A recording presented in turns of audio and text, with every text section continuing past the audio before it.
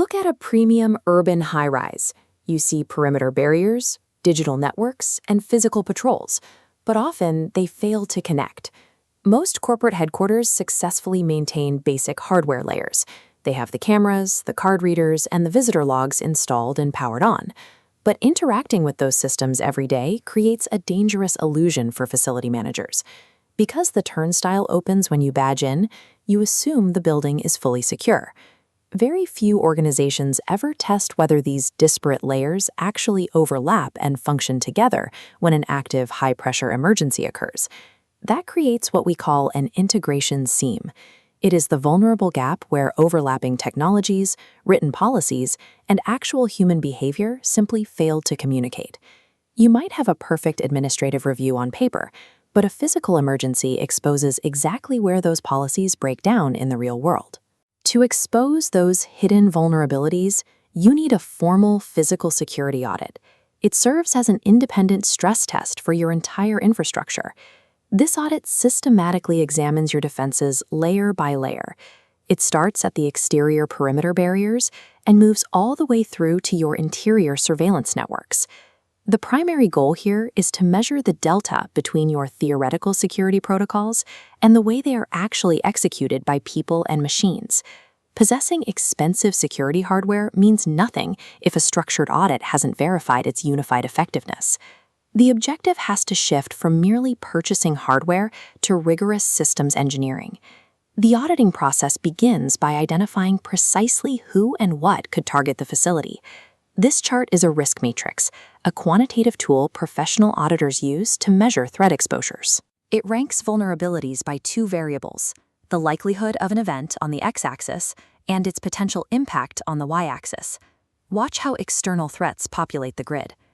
Forced entry and tailgating trace directly back to specific vulnerabilities at the building's perimeter.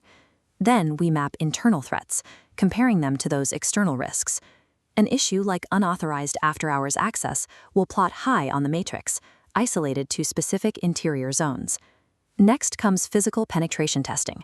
Specialized experts actively attempt to bypass those mapped controls, directly stress testing the building's perimeter.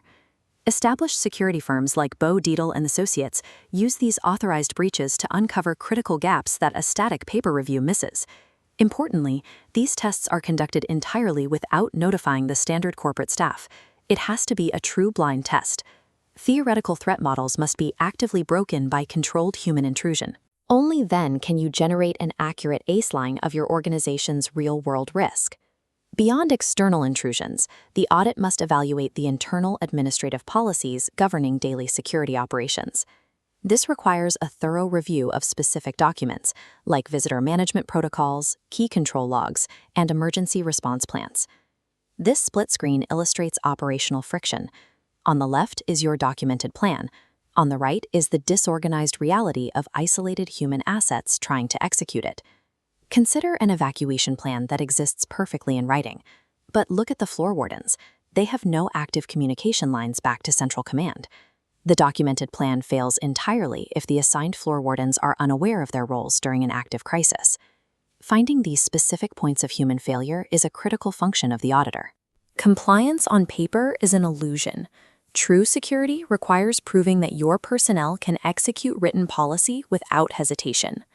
Modern corporate offices rely on an overlapping technology stack to monitor these personnel and spaces.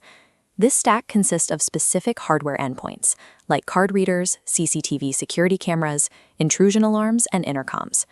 This network map shows an auditor's primary technical objective, verifying that these individual systems actually communicate with one another through a central monitoring platform. But here is the first major failure point. Data streams get blocked by outdated firmware, severing the connection to the hub. Then, inconsistent recording schedules cause additional nodes to fall off the network, creating systemic, unmonitored blind spots. As a result, security teams might possess the raw data, but they cannot synthesize it during an active, fast-moving event. Conversely, organizations operating with fully integrated communicative platforms report significantly faster incident response times. Isolated top-tier security hardware is functionally useless unless it is unified under a single, tested data integration layer. A corporate headquarters situated in a high-density environment like Manhattan requires a highly customized audit approach.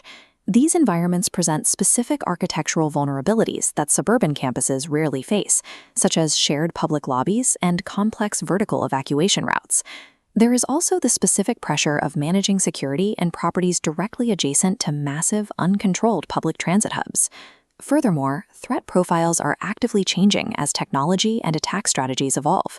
We're seeing new physical attack vectors, specifically drone surveillance scanning the exterior glass facades of executive floors. We also see a rise in hybrid cyber-physical threats, such as social engineering attacks targeting front desk personnel to gain internal network access. An organization relying on a 5-year-old security plan is completely blind to these modern attack vectors. Routine, updated assessments are required to adapt. To understand exactly what you need, we have to differentiate the fundamental purposes of two common security practices. A risk assessment is simply the process of identifying and prioritizing your threats. A physical security audit, however, evaluates the actual real-world controls you have put in place to counter those exact threats. The final audit report exposes your weakest points, meaning it must be strictly confidential, utilizing tightly controlled distribution protocols. This report ranks findings by severity, assigns clear ownership for remediation tasks, and sets realistic timelines. The recommendations must be highly specific and costed. Instead of vague advice, an audit dictates replacing a specific card reader model or adding a guard post during shift changes. The initial quote for this level of detail depends on variables like square footage, the number of access points, and whether penetration testing is included. But the return on that investment is measurable.